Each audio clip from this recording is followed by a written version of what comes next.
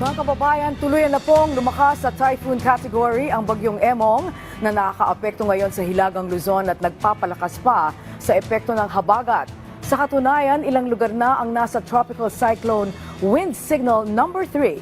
Ang update niyan alamin natin kay Pag-asa Weather Specialist John Manalo. Yes, John, magandang hapon. Magandang hapon po at ganoon din po sa ating mga taga-subaybay. Itong si Typhoon Emong sa kasalukuyan ay nasa 210 kilometers west ng Dagupan City, Pangasinan. Ito ay nagmo-move pa southeasterly, slowly, ibig sabihin ay less than 10 kilometers per hour yung paggalaw niya. Ibig sabihin, almost stationary siya sa kasalukuyan. Pero eventually ay magmo-move ito pa northeast at tatahakin niya itong Ilocos region. Sa kasalukuyan ay meron itong lakas ng hangin na umaabot ng 120 kilometers per hour malapit sa matan o sentro ng bagyo at pagbugso o biglaan lakas ng hangin na umaabot ng 150 kilometers per hour. At dahil dito, ay nakataas sa signal number 3 yung mga probinsya natin. Particular na yung northern portion ng Pangasinan, western portion ng La Union at southwestern portion ng Ilocos Sur.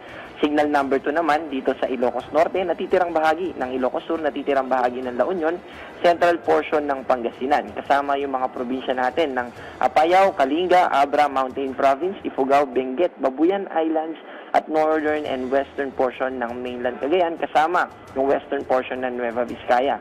At signal number 1 naman dito sa Batanes, natitirang bahagi ng Cagayan, western and central portion ng Isabela, natitirang bahagi ng Nueva Vizcaya, Quirino, natitirang bahagi ng Pangasinan, northern and central portion ng Zambales, Tarlac, western and central portions ng Nueva Ecija. Kaya gusto natin ipaalala yung mga binanggit natin na signal number 3, pababa, 2 and 1, asahan natin yung malalakas na hangin na pwedeng umabot ng 118 kilometers per hour. May kabilisan po ito.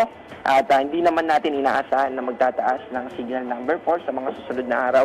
Pero asahan natin na yung paglapit nito sa kalupaan sa Ilocos Norte or Ilocos Sur, meron po tayong cone of uncertainty or yung posibleng bagsakan. Pero ito po ay around sa Ilocos Norte, Ilocos region. At pag landfall po niya, ay asahan natin yung malalakas na pag-ulan, kaya maghanda po tayo. Yes po. Yes po, may weather system pa ba na nagpapalakas at nakakaapekto po sa bilis nitong bagyong Emong? At kung ikukumpara natin kahapon, bahagyang bumaba itong track nito at ngayon umabot pa sa typhoon category. Apo.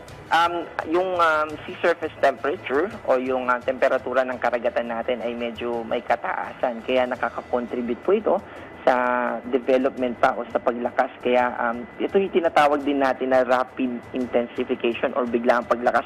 Kung maalala natin, low pressure area pa lang ito si Emong, pero si Dante ay tropical storm na. Pero eventually, ngayon, mas malakas na itong si Emong as compared kay Dante.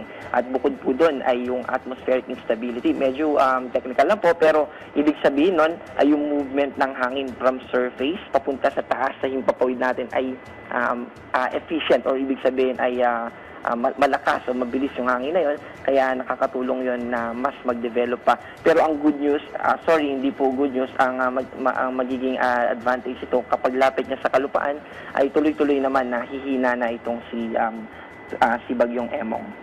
Okay, ito pong binabantayan nating bagyo sa labas ng PAR. Posible rin bang maapektuhan po yung mga existing na bagyo ngayon dito at posible rin bang magbago ng direksyon? Yes po, posible po na magbago ng direksyon itong tropical depression sa labas ng Philippine Area of Responsibility. Pero sa ngayon, ito po ay yung movement niya generally ay northward at hindi po natin ito inaasahan na papasok sa Philippine Area of Responsibility. At hindi rin ito nakakaapekto sa anumang atmospheric system o bagyo na nasa loob ng Philippine Area of Responsibility. Hindi rin po ito nagpapalakas o makakapag-enhance ng ating habagat or southwest monsoon. Okay, hindi po ba ito yung tinatawag na magiging Fabian na bagyo? Ayan po. Kung papasok po ito ng Philippine Area of Responsibility, ito po yung tatawagin natin na Fabian. Pero kapag hindi po ito pumasok, ay hindi po natin ito papangalanan. Alright, sige po. Inyo pong mensahe sa publiko? Paalala po sa ating mga kababayan, lalo na dito sa Ilocos Region, yung papalapit na bagyo, habang wala pa po yan at hindi pa naglalandfall, makikisuyo po na paghandaan natin, lalo na kung yung mga kabahayan natin o yung mga infrastruktura sa ating paligid ay made up of light materials na pwedeng tangayin ng hangin o masira ng lakas ng hangin, ay i-reinforce na po natin, patibayin natin, o kung kaya naman ay pansamantalan na wag po tayong magstay doon. At ganun din po sa lakas naman ng hangin at pagguho ng lupa. At kung may mga pagbaha, iwasan po natin hanggat maaari. Huwag po tayong lumusong sa baha. At kung di naman po maiwasan, kailangan talaga ay mag-ingat po tayo. Nandyan po kasi yung exposure natin sa mga diseases na related or associated dito sa mga pagbaha. At higit sa lahat po ay mag-ingat po tayo. Alright, maraming salamat po sa inyong oras. Pag-asa Weather Specialist John Manalo.